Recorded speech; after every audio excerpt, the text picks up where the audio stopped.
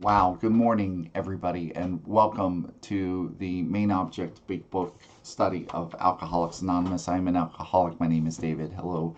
Once again, total blessing to be here with all of you. And to start us off, I'm going to ask our friend, I just need to bring it up. I'm going to ask our friend Steve B. to read the AA preamble.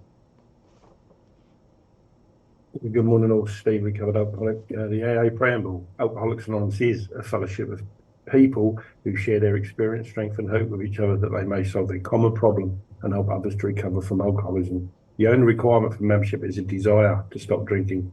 There are no dues or fees for AA membership. We are self-supporting for our own contributions.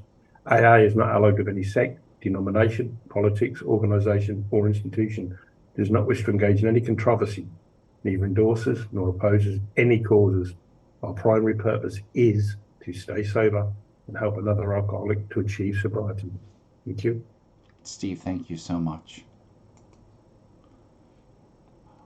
I am almost inclined to present a motion that we only have the Brits read the preamble from now on because it makes us sound so much more sophisticated.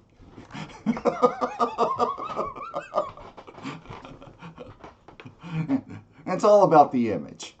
So, on that front, I'm going to ask you to join me in inviting God into the meeting with the serenity prayer. God, grant us the serenity to accept the things we cannot change, the courage to change the things I can, and the wisdom to know the difference. Amen. All right. As I think everyone is well aware by this point, we are a line by line big book study. We are going through the text. We are starting today on page 37, finishing up sort of the tail end, the coda of Jim the Car Salesman, the commentary rather. And but what we typically do is we break the text down into the 5 categories of explanations and direct. Let me bring it up.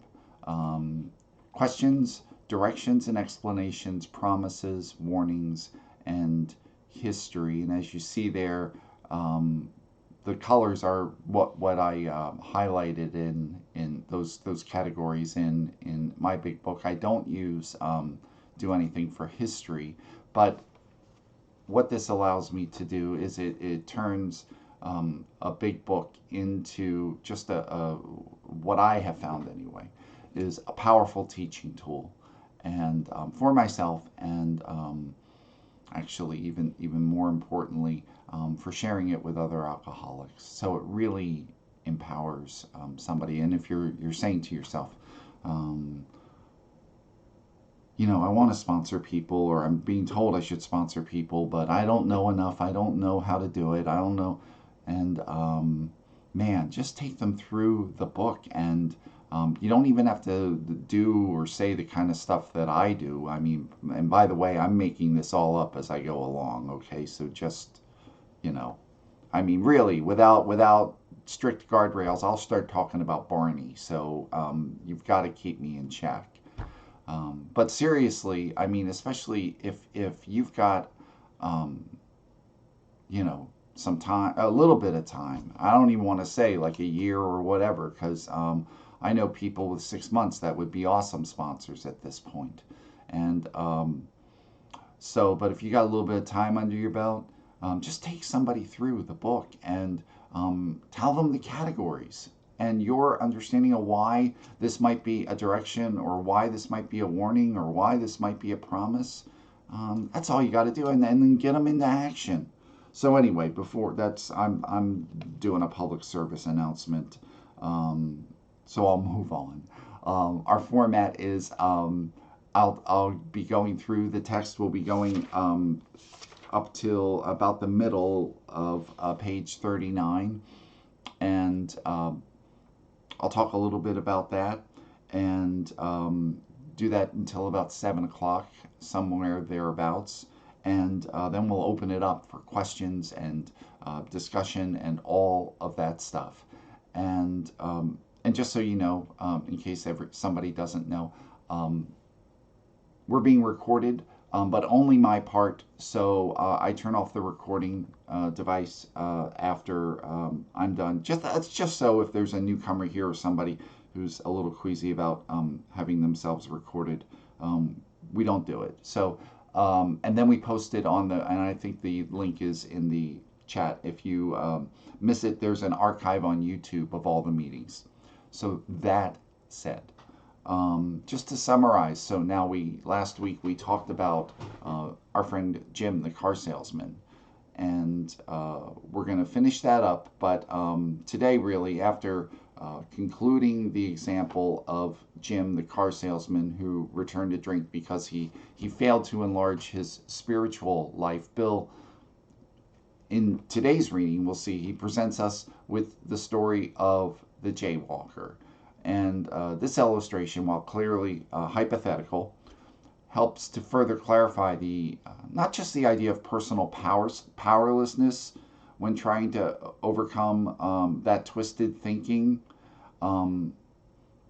but it also introduces a key concept, a key idea that alcoholics we need to be aware of, because it's not just the twisted thinking that leads us back to alcohol. It's this delusion that the awareness of our inner workings, our inner psychology, can save us and can empower us to alter our behavior in order to avoid danger. And I'll talk a little bit about that as we go along, because what I just said, using our awareness to avoid danger, that's something that we do every day. That's something as human beings that has allowed us to survive. And it works in 99.9% of our situations and encounters. And maybe there's just one encounter where it doesn't work. In fact, it fails miserably, and that is with alcohol. So, and again, I'm getting a little ahead of myself. And so let's jump in here. So we're on More About Alcoholism, page 37, second full paragraph. We've just finished talking about Jim, the car salesman, and Bill is now summarizing.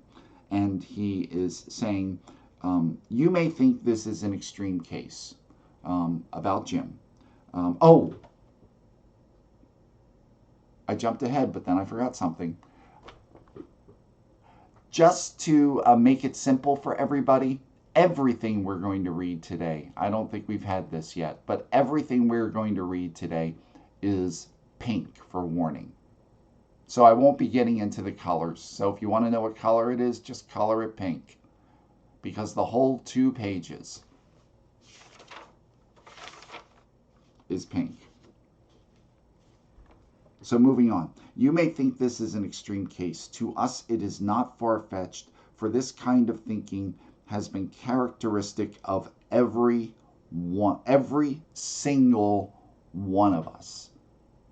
So Bill wants to drive that home. While we may think that putting whiskey into milk is absurd, I would never do that. What we need to look at is not necessarily the sort of outer manifestation of the disease, but how his mind twisted the situation in order to justify alcohol, taking that drink, and how it came upon him completely unawares and without defense. And so when Bill says the thinking's been characteristic of every one of us, what that really means is that each and every one of us as an alcoholic needs to, what I would say, the wording I would use is own that story, meaning that's me. Now, maybe the scenario is different, some of us are car salesmen, some of us are not, but you know, the details, obviously we don't necessarily need to own, but the underlying process, the addictive process, we need to own that. Because what Bill is saying is that basically he's saying, if you're in an AA meeting and you're sucking air, this is you. And so, and he goes on to qualify a little bit. We have sometimes reflected more than Jim did upon the consequences. And Jim reflected a little bit too, because remember, he said, I had this vague notion that what I was doing was not too smart. But he did it anyway, of course. But we have sometimes, but there was always the curious mental phenomenon that parallel with our sound reasoning, there inevitably ran some insanely trivial excuse for taking the first drink. And this notion of running parallel with our sound reasoning, I think is, Bill might have just been looking for a different, like a fancy word to use, because he liked to spice up the writing at times. But when you think about it, though, it is such a powerful analogy about running parallel, because when you think about it, think about a road, and think about like in South Jersey, we have the Garden State Parkway, and then we have Route 9. And Route 9 is the local version of the Parkway, and they pretty much follow one another up the coast, and they're parallel to one another, okay? And let's just assume for a minute, I don't want to denigrate Route 9, but let's just say the Garden State Parkway is sober thinking and Route 9 is drunk thinking, okay? Because follow this analogy with me for a second, guys. Because what happens with us alcoholics, what if you follow this analogy, it's like the contours and the shape of Route 9 and the Parkway are the same, because they're going the same place, right? They're heading towards North Jersey. The difference is, if I'm driving along, the off-ramp between the Parkway and Route 9 is absolutely imperceptible. Meaning, I suddenly find myself on Route 9 and have no idea how I got there.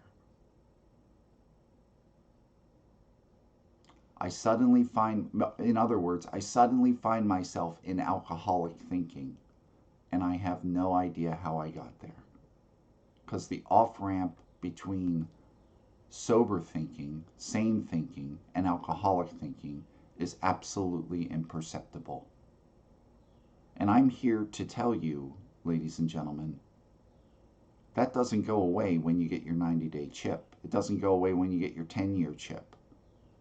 It doesn't go away when you get multiple decades of chips. It just doesn't. Anyway, okay, so I don't want to, there's other things we need to get to, but I think you get the point, right? And our sound reasoning failed to hold us in check. The insane idea won out. Next day, we would ask ourselves in all earnestness and sincerity, how could it have happened? And what we do, and maybe some of us have seen this, maybe some of us have experienced it ourselves, is that what we then do, because remember Jim's underlying problem, what was it? He failed to enlarge his spiritual life.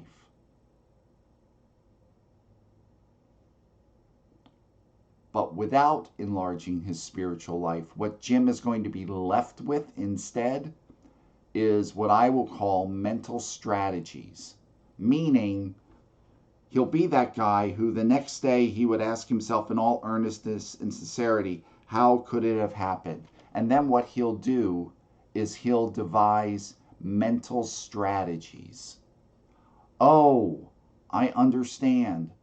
I was um, I was feeling sorry for myself, and I got to avoid feeling sorry for myself.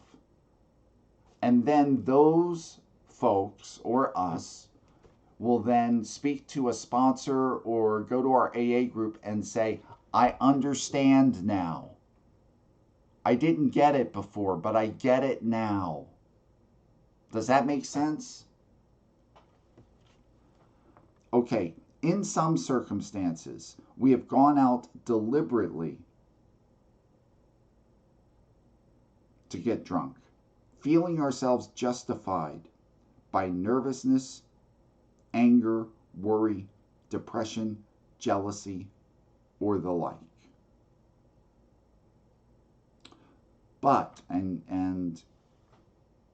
but even in this type of beginning, we are obliged to admit that our justification for a spree was insanely insufficient in light of what had always happened. Elsewhere in the book, Bill uses the analogy of the same kind of thinking that we use to keep our hand off a hot stove. And most of us, I'm going to assume, touched a hot stove one time. And that was it. Or some other thing. We did it one time. And then we go, ooh, that's not a good idea. And so I'm going to alter my action based on a mental process. And the mental process is hot stove, bad, don't do it. You know, and it's very much, if it sounds like I'm talking a little bit like a caveman, it's caveman thinking, it's reptilian thinking. It's in our, and I don't want to get overly analytical about it, but it's in our brain stem. It's not even in the frontal cortex. It's in our brain stem. So it's survival level thinking. And as I mentioned earlier, that kind of thinking has allowed us to flourish as human beings. That's why we are not living in caves anymore. And it works in every single area of our lives except for alcohol, or let's just say an addictive process. Okay, but we're alcoholics. We're here talking about alcohol. So it doesn't work with alcohol. So it's like, imagine for a second that we were relying on the force of gravity. Who doesn't rely on the force of gravity? And we can apply gravity everywhere. We can't survive without applying gravity, the thought of gravity. But it doesn't, let's just assume like it doesn't work with alcohol. How difficult would it be to learn that lesson? It would be extremely difficult. That's why, again, we need spiritual intervention. We need something greater and more powerful than ourselves to circumvent our genetically infused, our genetically imprinted thinking processes. Okay.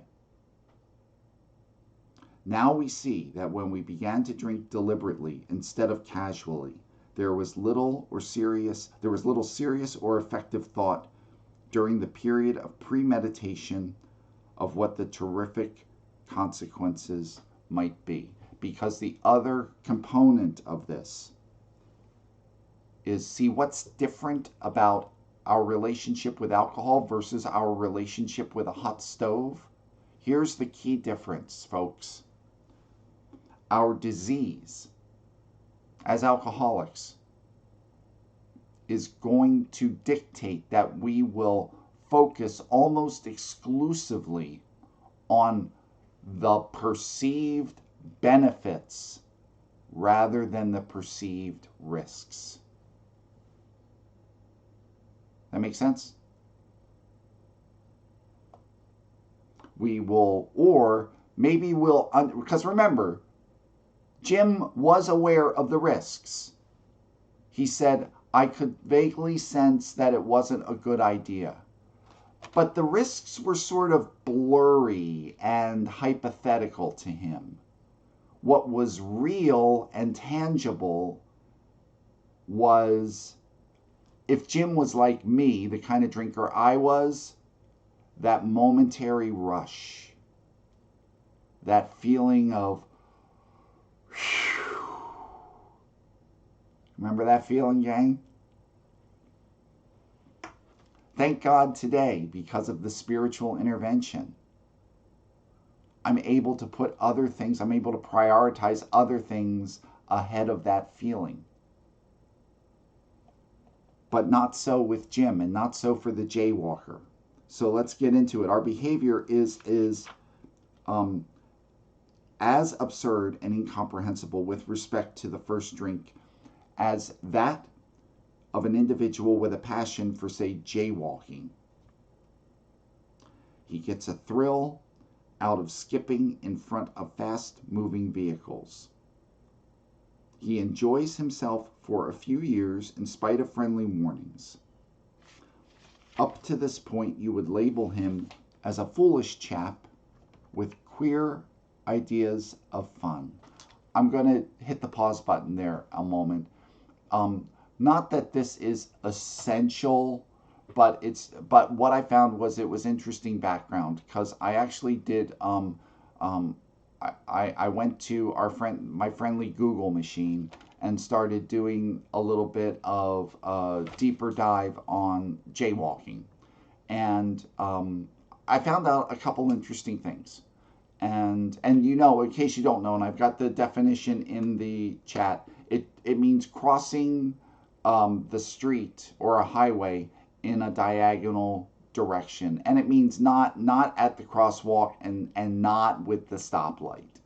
Okay, so we're basically walking right into moving traffic. Okay, the big book was written when? In 1939.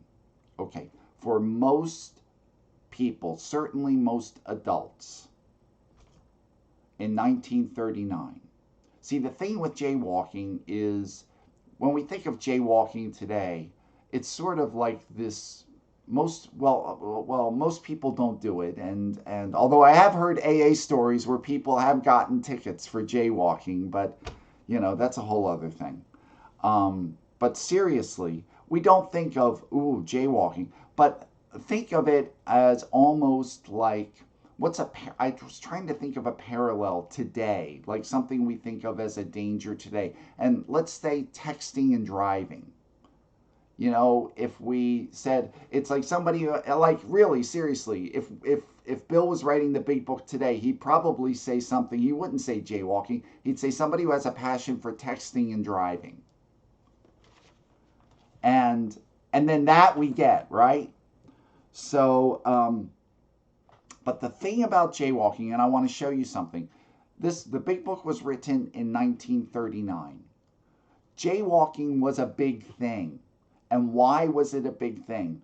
Because for most adults in 1939, when the book was written, they would have remembered a time in their childhood or younger adulthood when automobiles did not dominate the streets. And I want to show you something. And so, I'll show you. I'll mention this in a second, but I want to show you something. Okay.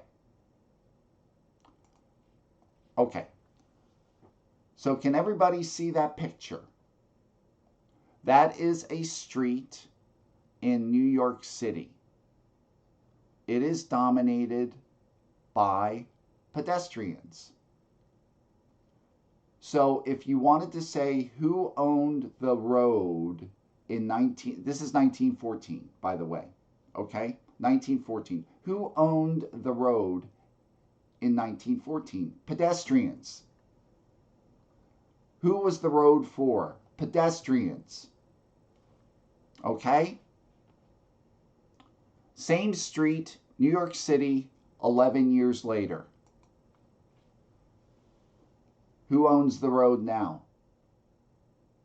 Automobiles. Think of if you have a little bit of a mindset of an alcoholic. Would it feel like the cars have invaded your street? Would you have any type of feeling like I'm entitled to walk in the street? Because I was always entitled to walk in the street.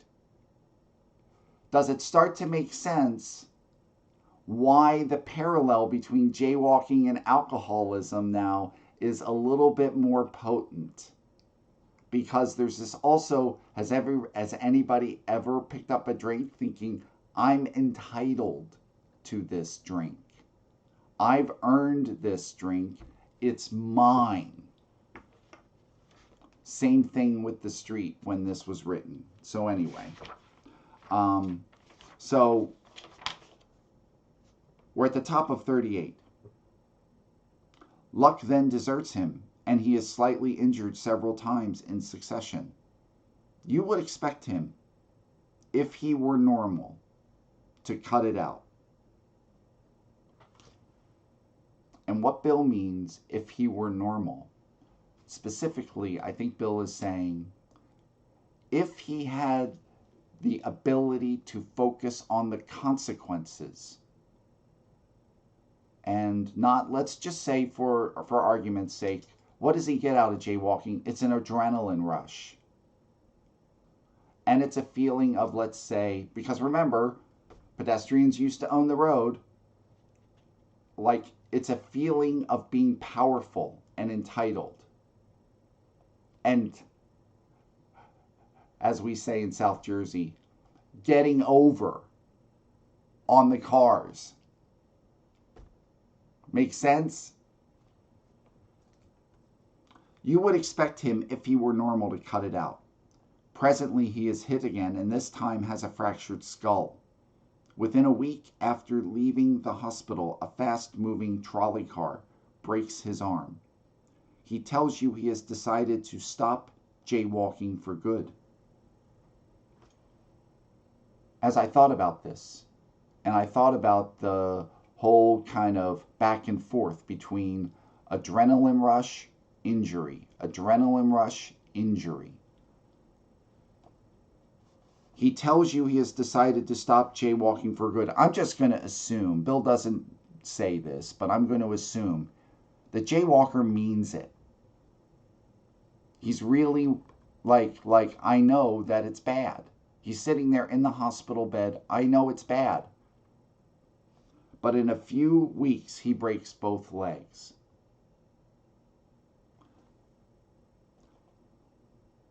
Here's another thing about the jaywalker. We think of this jaywalker as just this weird guy who's, Bill says, queer ideas of having fun. Throughout 2/3 of the Jaywalker saga, he doesn't want to be jaywalking. He wants to stop. Let's just assume he's trying to stop. On through the years, this conduct continues, accompanied by his continual promises to be careful or to keep off the streets altogether. Finally, he can no longer work. His wife gets a divorce, and he is held up to ridicule. He tries every known means to get the jaywalking idea out of his head. He shuts himself up in an asylum, i.e., rehab.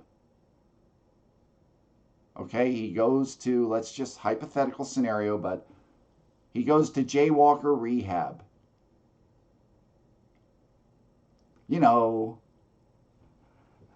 They teach him the, I want him like the Jelinek curve for jaywalking. He knows it. He has it. you know, knows all the sayings. They all rhyme, by the way. So, about jaywalking. He tries every known means to get the jaywalking idea out of his head. He shuts himself up in an asylum, hoping to mend his ways. But the day he comes out, he races in front of a fire engine, which breaks his back. Such a man would be crazy, wouldn't he? You may think our illustration is too ridiculous, but is it? We who have been through the ringer have to admit if we substituted alcoholism for jaywalking, the illustration would fit us exactly. Now, gang, I'm not a genius here.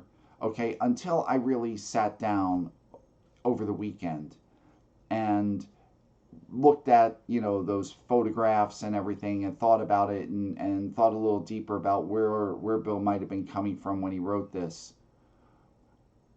I could get like drinking again and again and again, but when I thought about like the whole thing, like adrenaline rush versus injury, it suddenly like really drove it home. And I said, wow, that really is me. I mean, I didn't think it wasn't me, but you know what I mean? I could really see the parallels. However intelligent we may have been in other respects where alcohol had been involved, we have been strangely insane. It's strong language, but isn't it true? This is also, let's just put a mental bookmark in that sentence for when we start talking about step 2 and insanity. Some of you are thinking, yes, what you tell us is true, but it doesn't fully apply. We admit we have some of these symptoms, but we have not gone to the extremes you fellas did, nor are we likely to. Ladies and gentlemen, I'm about to give you we're about to read the second most important piece of information we get out of the Jaywalker story right now. For we understand ourselves so well after what you have told us that such things cannot happen again. Meaning, we're going to apply our rational mental thinking to solve the jaywalking problem. Remember, it works in every other scenario, just not this one. We have not lost everything in life through drinking, and we certainly do not intend to. Thank you for the information. That may be true of certain non-alcoholic people who, though drinking foolishly and heavily at the present time, are able to stop or moderate because their brains and bodies have not been damaged as ours were. Ladies and gentlemen, I have a brother who is, and I realize I'm going a little long, so I'll make this quick. I have a brother who's a year and a half, we're Irish twins. He's a year and a half or whatever, not even a year and a half younger than me. And New Year's Eve, when we were in our 20s, he was out drinking with friends, and he smashed his car at the end of the parkway. And thank God nobody was hurt.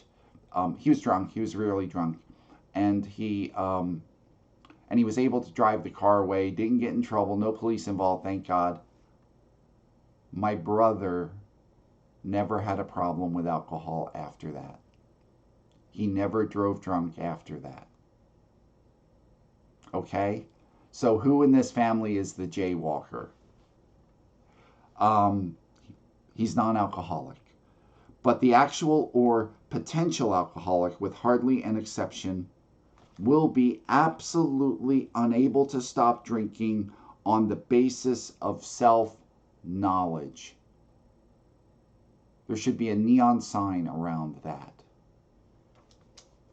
This is a point we wish to emphasize and re-emphasize to smash home upon our alcoholic readers as it has been revealed to us out of bitter experience.